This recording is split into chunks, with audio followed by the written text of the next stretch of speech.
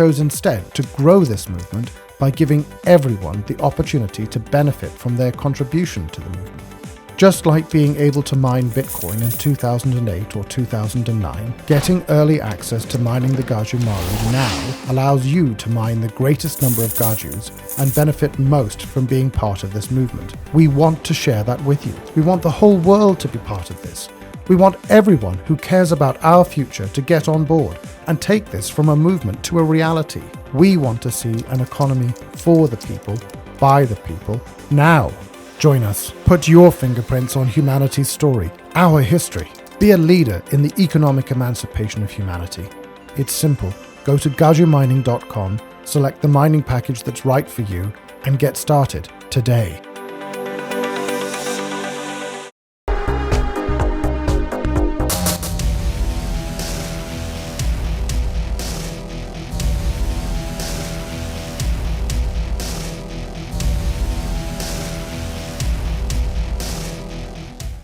All right, guys, welcome to the latest episode of Blood Money. Today we have hell of a story for you guys. I'm sure you've heard about all this controversy of Tim Pool and Candace Owens going at it. A lot of emotion, a lot of crazy temperaments out there right now. It's definitely pretty ugly on social media. And today I have Craig here, who is known for a number of things. You know, he's one of the first movers in the cannabis world. He was on the show Weeds, and he's kind of become known as a serial entrepreneur. So, Craig, how you doing, sir? Excellent. Thank you for asking. Happy to be here, and just busy working on my new project, Yo Mama. So should be fun. Awesome. So, you know, before we dive into the whole controversy with Tim Pool, tell us a little bit, tell the viewers a little bit about your history, who you are, what are you notorious for? I noticed that you're kind of banned on a lot of social media, you know, sites. Tell me, you know, who you are, what you do, brother. I'm just an individual with a lot of independent thoughts, probably a revolutionary thinker. So I've been banned. I've run for city council in Beverly Hills, the mayor of Los Angeles in 2009. I've been on the TV show Weeds, on another TV show, 15 cannabis films. And I used to have a Wikipedia page, but they even took my Wikipedia page down. So I have been banned from a lot of social media, try and get friends to help me connect in that way sometimes. So I feel like I have some voice to get out there and say things to the world, but occasionally I'm asked to be a guest like you on a podcast because you had some inside information about me and Tim Pool from the past. And it seems to be relevant now, so I'm glad to be here and share that experience. Yeah. So I remember, you know, I'll kind of give the viewer a little bit of background on this. You know, this whole Tim Pool thing went down with him, I guess, you know, berating Candace or, you know, calling her a C word or a B word or whatever, having to do with, I guess, somebody shot a gun at his office or something like that, right? So I recalled when you and I connected because, you know, just to give you guys a little bit of history, you know, Craig and I were talking about one of his projects in terms of me doing media for him. And then this whole crazy third assassin hoax thing went down. And when that went down, I was trying to make it my goal to go on a whole bunch of podcasts and correct the record because, you know, overnight, over the course of 24, 48 hours, it's like I was made into something that I'm not. And it's not like those companies, you know, when Fox blasts you or ABC or BBC or whatever, when they blast you as an assassin, it's not like they go back and they're like, all right, let's give the same amount of time that we gave to destroying this guy's name and reputation to fixing it and saying that we did a mistake. They almost just kind of like have it go away, right? And one of my great annoyances with this whole third assassin situation is there was some people that didn't allow me the mic to correct the record. And one of those people was Tim Pool. And I recall telling Craig that, man, like this Tim Pool guy promised me, you know, he made me to be a bit of an idiot. He said that he recognizes I was no assassin, but he made me to be a bit of an idiot by assuming a bunch of things that weren't true. Like flat out, like made a bunch of assumptions, you know, and said a whole lot of things that were kind of nasty and weird. And so I was like, when I saw him, I was like, Tim, dude, let me just correct the record. He promised me that he would allow that, and he never returned my texts, my phone calls, and eventually I was just like, dude, I'm not even gonna keep calling this guy because he's just like reneging on his promise, right? We should just give out his personal cell number right here, right now. I don't want to dox him, but I was annoyed at him. And then I recall with you about, I guess how he tried to, what did he try to do? I mean, you tell me the whole story about what happened. What tried? I was a duly certified candidate running for Congress in West Virginia, and he lived in my district. So I went to his place to, I was trying to get on the ballot without paying the $1,700. I wanted to have enough signatures. So I thought, hey, if I could get on this guy's show, I'll leave my name and number. Maybe he'll have me as a guest and I'll make the deadline. So it was in January of 2022. And the election was in November of 2022 for Congress. That I went there, knocked on the door, was invited in. They filmed it, tried to make a big deal out of it, saying I broke in. I corrected the record, and when I corrected the record, they decided to have me arrested. And I found out today, and two of the things that Tim Pool said is he consulted his friends in the 3-letter agencies about me, and he said this was a serious, serious felony, having a congressional candidate show up at your house to politic during an election season. And so I needed to be locked away in a cage for several years. I was going to be locked away in a cage for several years, and my children should be taken from me. So I've been. I mean, is that stuff available? Could we like share that on screen? There's a link. I think if you go to dude, someone broke into my house and put Craig X and/or Tim Pool, I think it pops up. But the guy whines and cries about someone breaking in and shooting at him every couple months for his own clout. That it might be difficult to find. That's one we put up on one of our Temple 420 websites, and one of our fans had made that for me and sent it to me. So it's a little repetitive, but it really shows how foolish Tim Pool is. Wait, I gotta find this, man. I'm actually looking for this right now. Hang on. I'm gonna share this real quick for the viewer. Do you mind if I just share this and we watch it and then we'll... Not at all. It's a little repetitive, but we can go through it slowly or you can speed through it, whatever. But it really shows me going into their house, how they used it. And it's one of their most popular videos they have of Tim Pool being attacked by me. And then he charged me with burglary. So my friend took some of the videos that they had kept talking about me and put it out there. Dude, someone broke into my house. So I hope you all understand. And I hope you never experience stuff like this. I'll leave it there. I live in West Virginia. These people are scumbags. The production studio is in Maryland. And that's our fault. That is our fault it happened. I fully accept that. Now the guy's going to go to prison. I don't think we've gone a day without facing some kind of attack against us. James O'Keefe called you a powerful individual. Someone who breaks onto the property can be... Yeah, totally, yeah. Okay, so I started watching Tim Pool. I was never a Tim Pool fan, but he tugs at his shirt all the time when he's lying or exaggerating. So if you notice, he goes, we've been under attack. We've been under attack. And he still does it to this day. I haven't watched him recently, but he gets just as mad as me as he does at Candace Owens in this recent tirade. And he does the same thing. He's tugging at his shirt. Let's see that. I got to see that. I'm going to play that again one time so we can take a... That's an interesting thing you spotted. One sec. Like it's some kind of poker tell. Dude, someone broke into my house. So I hope you all understand. And I hope you never experience stuff like this. I'll leave it there. I live in West Virginia. These people are scumbags. The production studio is in Maryland. And that's our fault. That is our fault it happened. I fully accept that. Now the guy's going to go to prison. I don't think we've gone a day without facing some kind of attack against us. James O'Keefe called me a powerful individual. Someone who breaks onto the property can be killed. Guess what? Now the guy's going to go to prison. He already talked to the case. It's a fellow. Well, guess what? Now the guy's going to go to prison. I'm Craig X, and you are at the Bodhi Sativa Caregivers Club. How can we care for you? I'm kind of new at this. Virgin, don't worry. I'll be gentle on you. Come on this way. We already talked to the police. It's a felony. It's a very serious...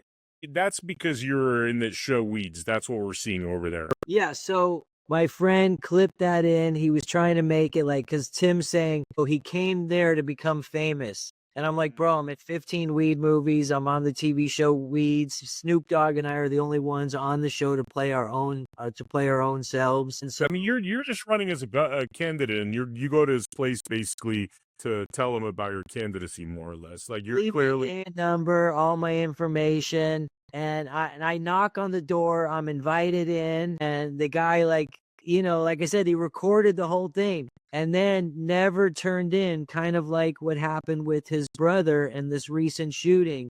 They refused to turn in the footage to the police because he says, a congressional candidate knocking on his door and being invited in is a serious threat. I mean, honestly, it's like, was there any, I mean, obviously you didn't threaten him, you didn't try to steal anything, so I mean, why would he even want to cause you harm like that, to put you in jail for like 2 years, unless you tried to stab him or something? Like, what you do? He went on Candace Owens' show after this to talk about how he was under attack, which is coincidental, and on that show, he said, well, we had to prosecute this one guy to show that we're really under attack. And he says it, I think, in this video. He also says it here, too. He goes, if we don't prosecute, then people won't believe that we're really under attack. And you're not like a lefty, you're not like a trans person, you're not like, I mean, you don't hate Tim Pool. I mean, tell me everything, because everybody's going to research and they're going to try to find out anyway. So tell me everything. Do you hate Tim Pool or? No. So I've been in 2 movies with Joe Rogan, How Weed Won the West and American Drug War. I've been in 1 film with Alex Jones, who I think was the narrator of How Weed Won the West. Was a documentary about cannabis. And so I see him doing some podcast with Alex Jones and Joe Rogan. I'm like, all right, this Tim Pool guy must be okay. He knows these guys that I tangentially know and worked with. I've been a guest on Alex Jones' show before. And Joe Rogan came the very first time I was preaching at Temple 420. Joe Rogan, Eddie Bravo, and Kevin Booth, the producer of the movie, all came to hear me preach. So I think, okay, this Tim Pool guy must be okay. I look up his address. He lives in my district, and I'm a MAGA candidate. I was at the Capitol on January 6th. I figured, all right, this is probably a good guy. He'll be supportive. He's even talking about providing a platform for different congressional candidates so that people can get to know him. Like, once somebody told me about him, I watched a couple episodes of his show. So I feel like, okay, I'm kind of aligned with this guy. We know some people in common. I was just about to launch a new business with Joey Diaz, who also had a podcast. I was putting out a thing called the Diaz List, which was the digital asset list, and using Joey Diaz to help me market it. And then I had an app on the website at the time called Sling Snap, which was like a free speech app, and this is back in 2020. So I figured, okay, I got some interesting forward thinking. I'm working as a driver in long distance hauling. So I drive over to his place, leave my name and number. They give me a bottle of water as I'm leaving. All of this is in the video, and I didn't film it. They filmed it. And then they put it out and said I broke into their place. And then when I explained, no, I didn't break in. These guys are liars. They're trying to, make stuff controversial. I said I came. I left my name and number, as you can see in this video. They told me I had to take my video down or they were going to prosecute me. And when I refused, and I don't know if you can find that video on there still where I just explained what happened. 4 days later, they call the cops on me and they have me arrested for felony burglary, for knocking on their door and politicking at their house. Burglary, like you didn't take anything? No, didn't take anything, but they couldn't get me for trespassing because I didn't trespass, so they charged me with burglary. I mean, that's just like a shitty thing to do, but let me keep playing this. I want to keep watching the rest of it. Well, we operate under the guidelines of Health and Safety Code 11362.5. Douglas, que onda, huevos? I just couldn't stay away. It's the beauty of this place. You don't have to, man. Welcome back. I love it here so much. He's suffering from depression. Some guy breaks into the property. The cops were like, it's burglary. It's a felon. A guy broke into the house. These people are scumbags. He called you scumbag? That was him talking about? Yeah, that's what he's talking about me. The more you watch it, the more it gets put into context. But it's funny.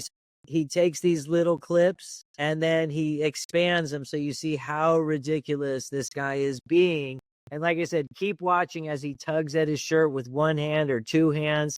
And he does the same. And this is, sorry to interrupt you, this is already so over the top. Like, man, I mean, unless you were there with the intent of doing something crazy, which it doesn't sound like this kind of dramatics of like these people, like I almost feel like he's talking about a trans person that tried to stab him or something. Yeah, it was ridiculous. And like I said, his own brother shot up his house and he refused to prosecute him in 2022. That's what Candace Owens came out and said. She goes, I know. She said that today or in the last few days. I just saw that on Twitter. She's like, your own brother shot up your house and you didn't prosecute him. And this is like, we've got to teach these people a lesson. I mean, you know why this is so repulsive to me, man, is because I had a sheriff that lied about everything and tried to paint a picture and like, you know, oh, he had a car in disarray, made it sound like I drove up with a hoopty, fake IDs, passports. I'm in a 2024 car and this occurred in 2024. Okay, brand new. I have a car wash receipt from the day before. I spent $31. Chad Bianco practically called me a terrorist with literally not a shred of evidence, so he could make himself look so grandiose, right? And I'm looking at little Timmy over here with his beanie going like these dramatics. And I'm just like, I'm seeing flashbacks of him calling Candace a C-U-N-T. And by the way, I don't have to believe a word of what Candace is saying to criticize a little man that belittles a woman in that way. You know what I mean? In that sense of publicly and the way, you know, he's talking down to her and again, trying to like raise up the threat of what she is.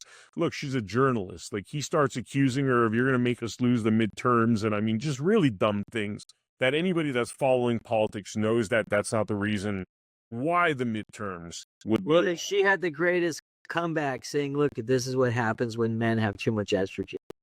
It appears he snuck on as they were entering, confusing our staff and our security. So that's a lie, right? You didn't sneak on. You just tried. I didn't sneak on anywhere. I think I told you this when we did the radio podcast. I initially looked him up. He lives in my district in West Virginia. So I said, okay, well, it's not too late. It was winter time. It was early January, mid-January. The sun had gone down fairly early. So I show up thinking he does his podcast at his house. And his house, you know, I found it online, people in my district. And so I go, no, they can't be doing this. And it was all dark. I said, I just didn't want to knock on the door. I said, all right, maybe I'll come back tomorrow.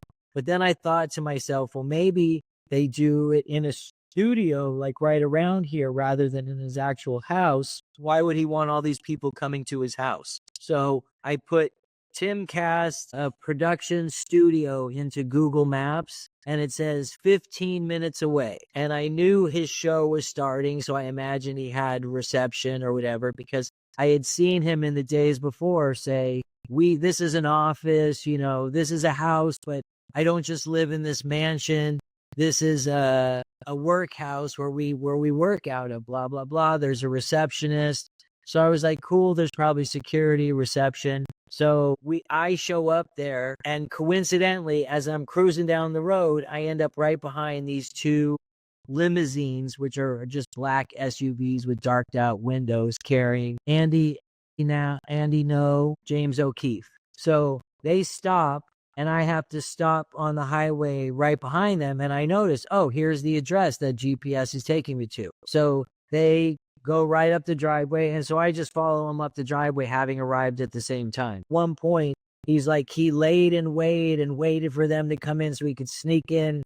And like I said, I had gone to his house originally and just drove 15 minutes away to the studio and just happened to show up right when these guys were showing up. But I didn't sneak on with them or anything. And I had my two kids with me sleeping in the car in their car seats, one of them. And so I waited outside. Right. At best, this is like him, you know, just kind of like a misunderstanding. You screwed up. You went to his house.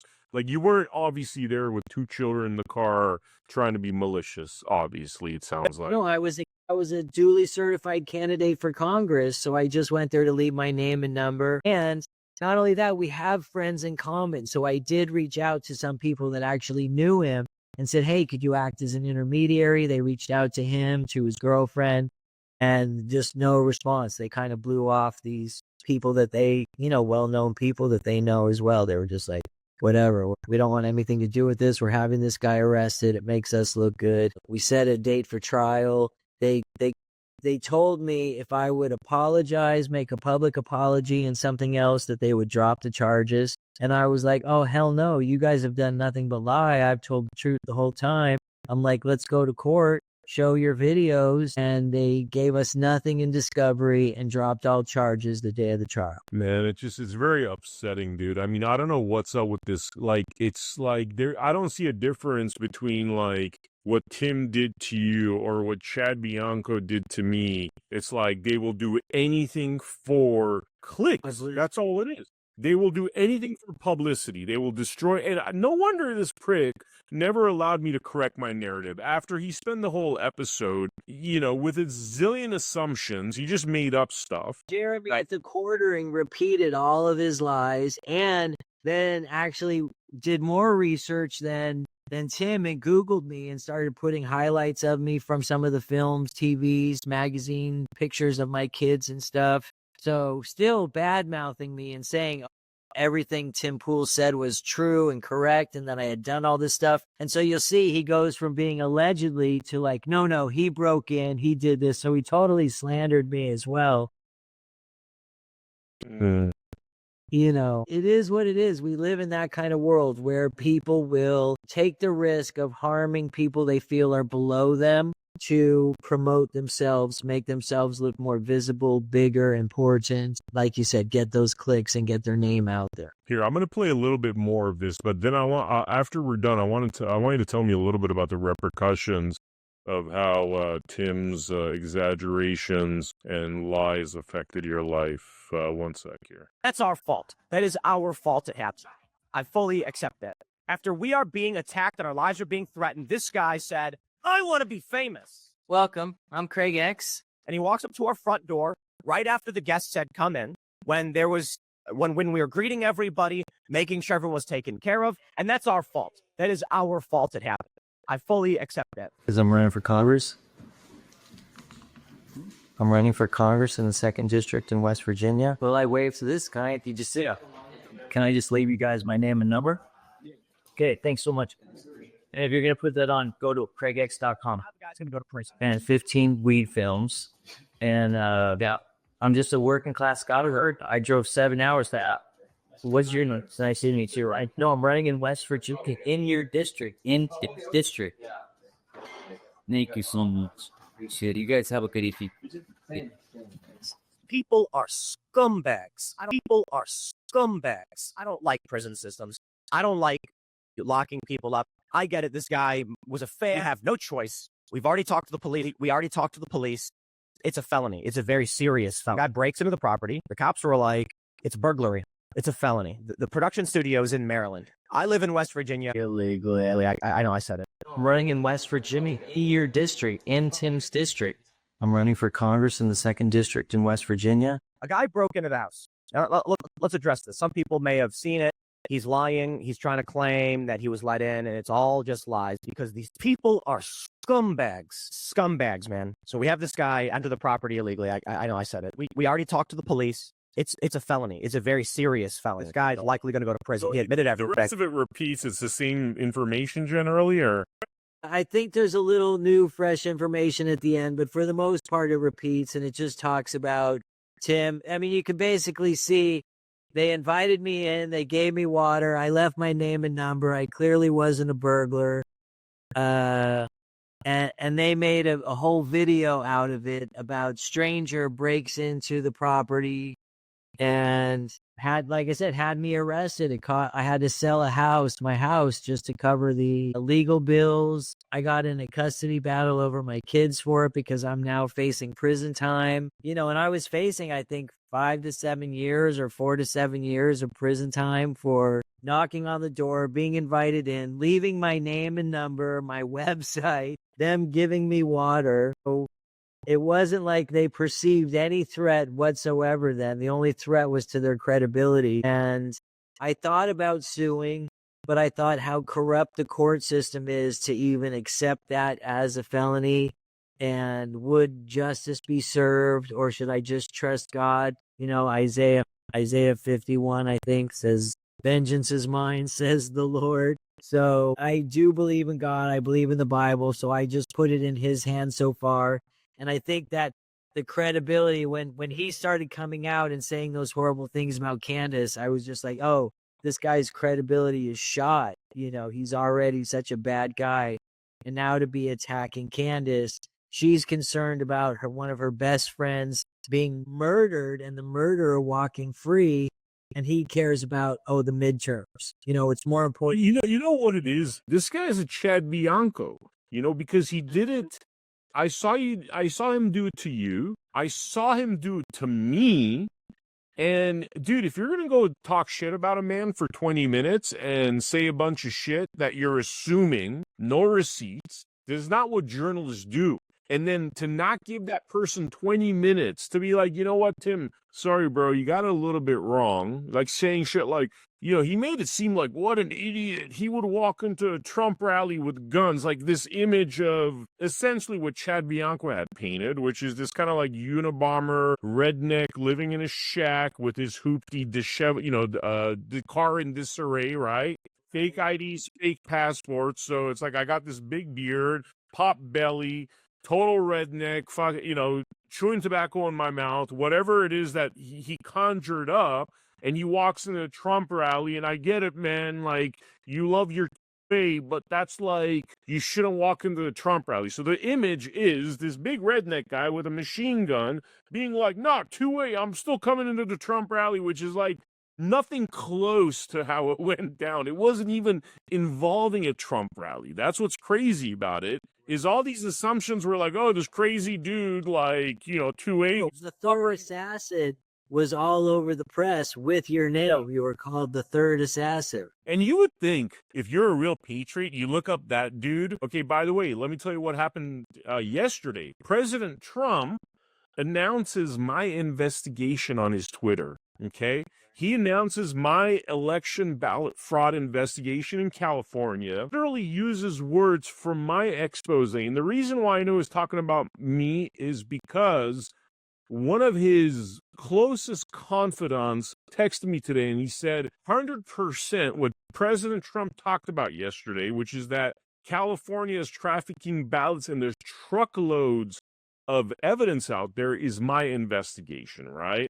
Which I was doing 3 days before I got called the third assassin, okay? You would think that just on principle, the patriot that's out there chasing freaking semis to stop this election corruption is somebody that you should actually take a good look into and be like, wait a minute, what's this guy about? This crazy sheriff's calling him an assassin. Turned out not to be true. What's the real story? That's what a journalist would do, right? Dude, the way he kind of punted this and didn't want to have anything to do with it, right? And then I started noticing a pattern in practice, which is that there's these paid influencers. And by the way, I'm like, I don't even talk about Israel, but everybody's been talking about how there's these people that get paid $7,000 per posting to good things about Israel. Well, I noticed it's the exact or to same say bad things about Tucker and Candace. Whatever. And it's like, I noticed those exact same group of individuals, and I'm not saying that they're coming after me because I don't even have Israel on my radar. It's not like I post badly about Israel. I'm way too busy with a gazillion actual investigations and things that I'm doing. And so I don't waste time with like like if I was in like Israel, Gaza, whatever, investigating, yeah, I'd talk about it.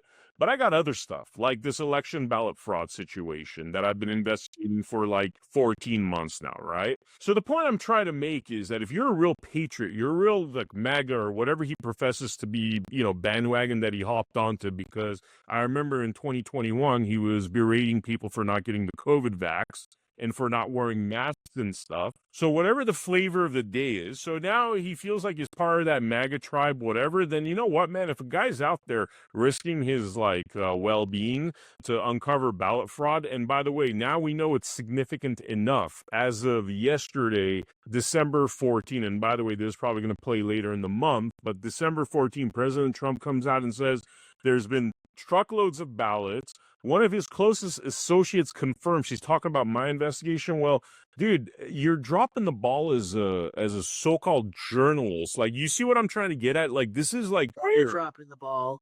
But even every other journalist who initially called you that third assassin. This isn't the time to be National Enquirer when, like, literally our country's about to be eaten up by whatever is eating up the UK and Canada. You know what I mean? That sort of tyranny. If we had got Kamala, we'd already be there.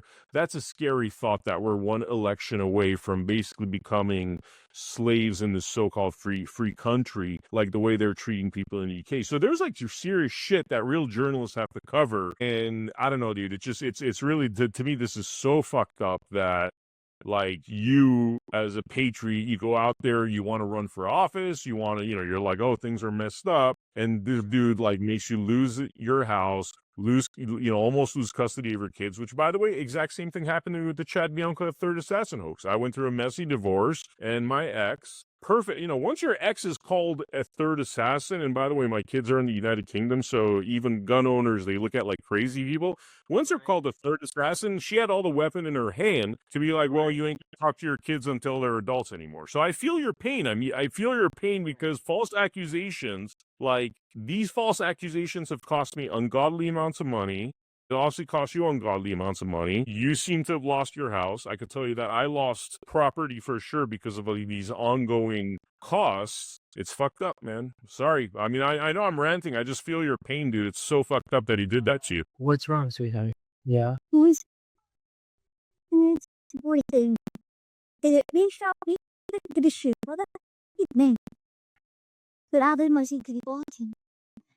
Right?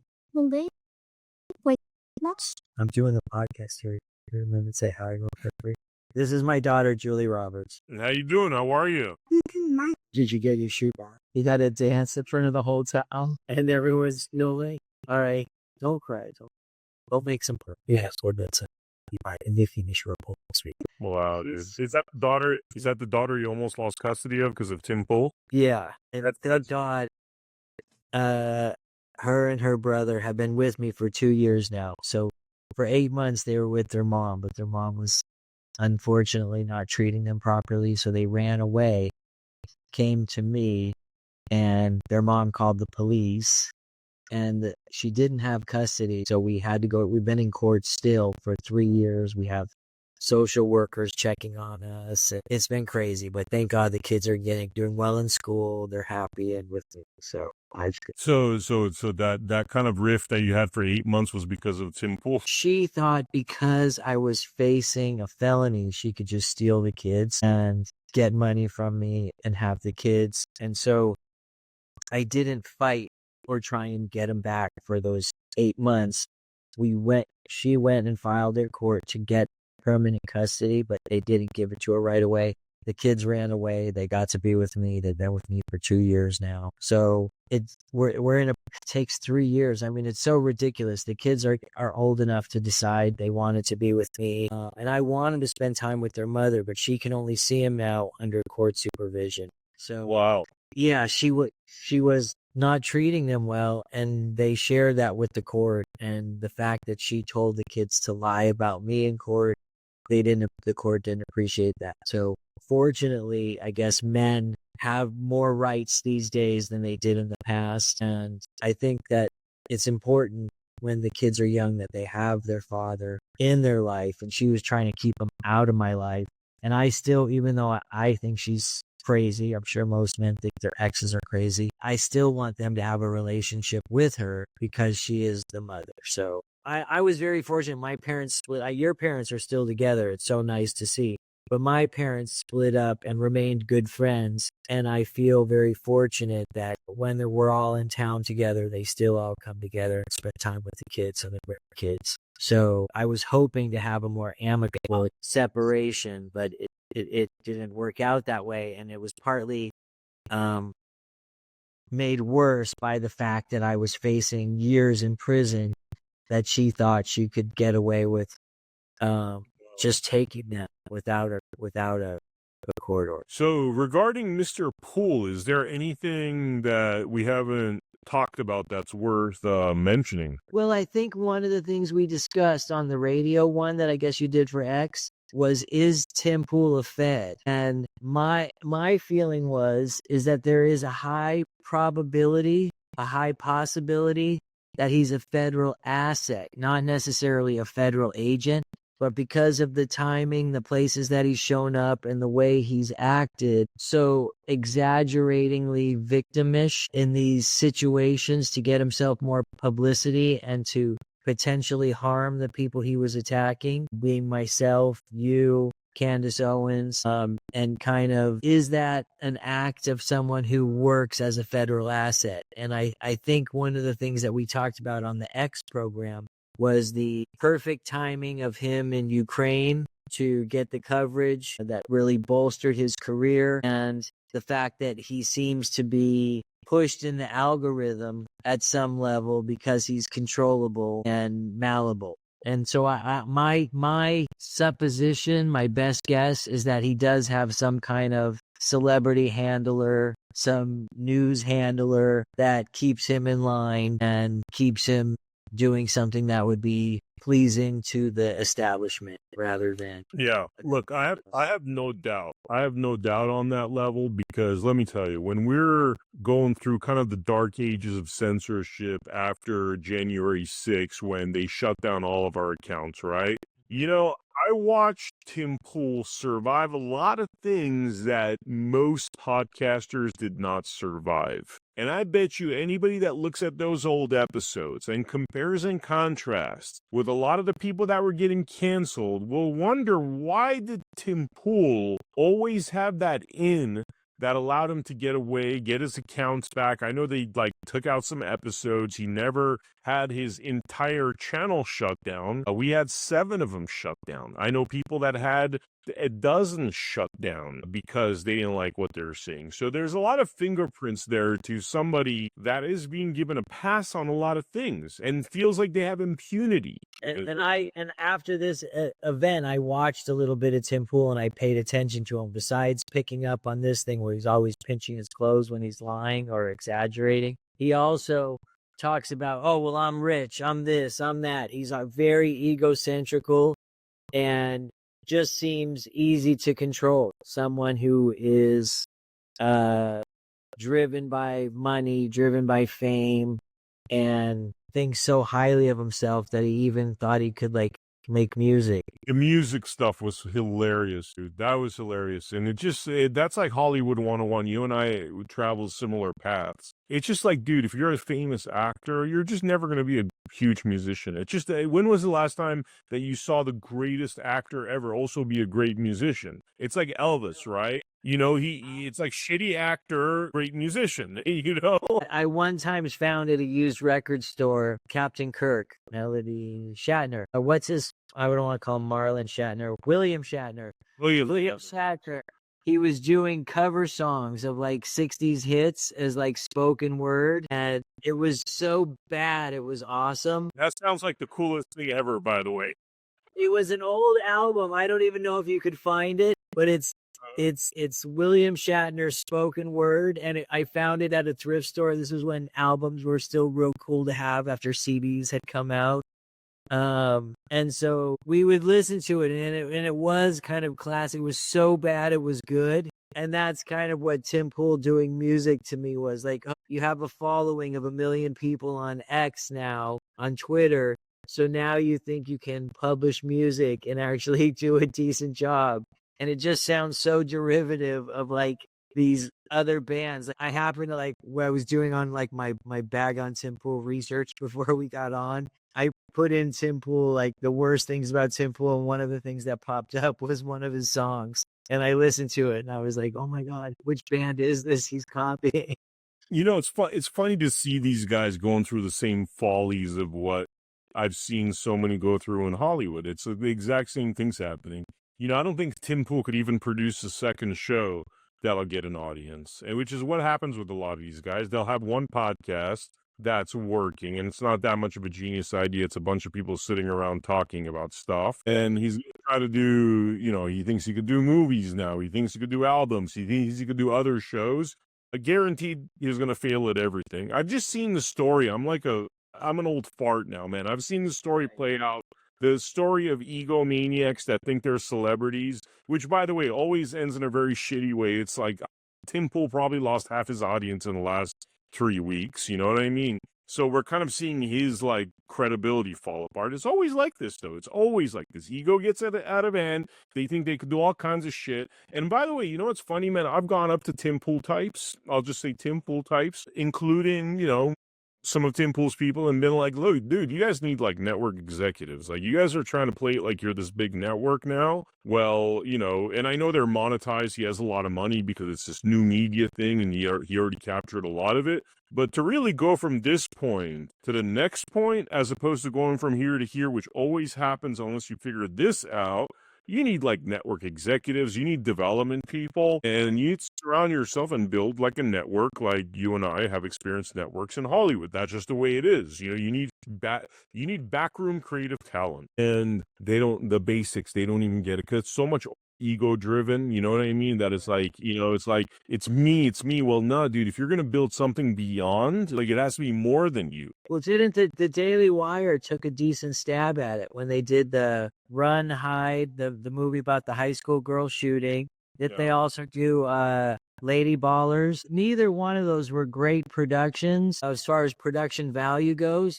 But they were both interesting stories. They were both compelling, somewhat funny, and a decent watch. And it was a great attempt to try and influence the culture with something a little better. Even if it went straight to streaming, it's still, and I think they actually did have some theatrical release. But if you look at one of the biggest films in history that did the same thing, Mel Gibson's Passion of the Christ. He went to churches, marketed through churches, couldn't get real distribution, and yet ended up having one of the most successful financially successful films in the history of the film industry, and then also helped bring back the epic Bible genre that we hadn't had since, Moses and Charlton Heston. Yeah, totally.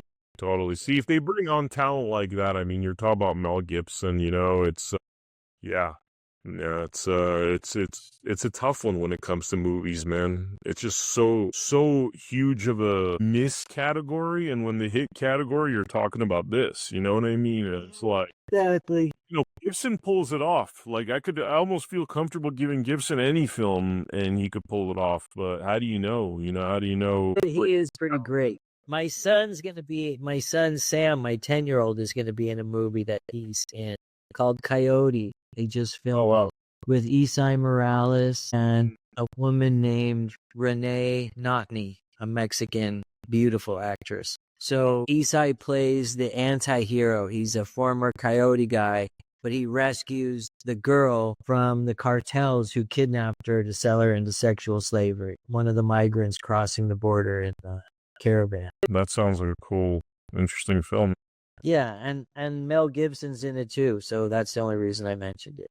But I like being somewhat close. I think the film business is cool. I think podcasting is cool. And I thought, this is the new medium. That's why I should go to reach out to Tim Pool, because he had better ratings than CNN.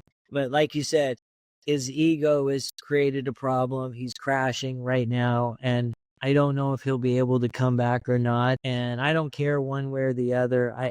I just feel like I was waiting for this to happen to him and him losing his credibility, because I knew what a liar he was with what happened to me. You shared with me what he did in your situation, and now he goes out on a line here, either to get the $7,000 from Israel, or he's very passionate about the midterms and Candace Owens, that he's losing his mind over her. But it was really the same passion that he had against me that all of a sudden he has against her, and it just seems phony to me. That's why I was like, it seems like you're trying to make, and this is what, funny enough, what the FBI said about my story. It's like you're trying to make something out of nothing, and Nothing Burger was actually one of the comments I heard, that like he was, Bianco was trying to make a Nothing Burger into something big so he could seem like something big, Napoleon, man, that's what I think. It's like these little Napoleon guys. I'm just saying that there's certain characters that due to their own complex have to do stuff like this, and they don't give a shit what happens to people. You know what I mean? It's like Chad Bianco, like, I'm not kidding when I say dozens of people have approached him and said, dude, what you did is like insanely wrong. And I'm talking about sheriffs, constitutional sheriffs, people that have rank on him, you know, and he'll never think, oh, what I did is wrong and apologize. And I see that same pattern, Tim Pool, because they think that they're better. You know, I really like James O'Keefe, by the way. Doesn't have that thing about him. Like, he doesn't have to exaggerate what he does. You know, it's like being comfortable in your own skin thing. I really think that's what it is. And he doesn't ever do the National Enquirer shit. Like, you know what I mean? Like, it's like that confident personality that's confident in the work he's doing, but never has to do the salacious nonsense. Dude, you just launched a new business, huh, in the cannabis field again, or? Yo Mama, YOOMAMA.com. So I don't have a QR code to share with anyone on here, but if they go to Yo Mama and they're interested in working with us, they can just fill out a little thing I have on there, and then we'll get back to them quickly. What do you guys do there? Hemp products, THCA. We ship it. Our big solution or problem that we're solving is, instead of paying $20 a gram for cannabis at the gas station, we sell it for $2 a gram. So it's a price point and a quality. We sell organic American farmers products. My company is Farm Direct LLC. We're doing business as Yo. Nice. Synonymous. Yo Mom. Man, that sounds cool. Anything else that we should touch upon before we wrap up this episode? Well, I really think we're living in the biblical end days, and I know that people have been saying that for 2,000 years, that Jesus is coming back anytime. But I run and I hardly run it anymore. I started a church temple called Temple 420, and we do weekly sermons. My buddy Chapin is the one who's really taken it over, and anyone's welcome to come join us, and you're welcome to just search Temple 420 on YouTube and see some of our not really sermons, but kind of more like Bible study. We do more of a we kind of like a bunch of stoners who believe in God, so we just talk. That's awesome, man. That is awesome. And you know, we got a vibe for you, Craig, man. And I mean, I've known you for a sec. You know, we know you weren't trying to cause Tim Pool harm. It sucks that he did that to you. I'm glad this story's coming out, you know, and you know, who knows, man? Candace might invite you on to tell your story. You never know. And if Candace had me on, that would be great. And what's so funny is I kind of gave up on telling my story. And I figured, you know, when the time was right, I would do it. And so when you reached out to me after he did that to Candace, and you're like, oh my God, this guy's just exaggerating it, and he's so over the top.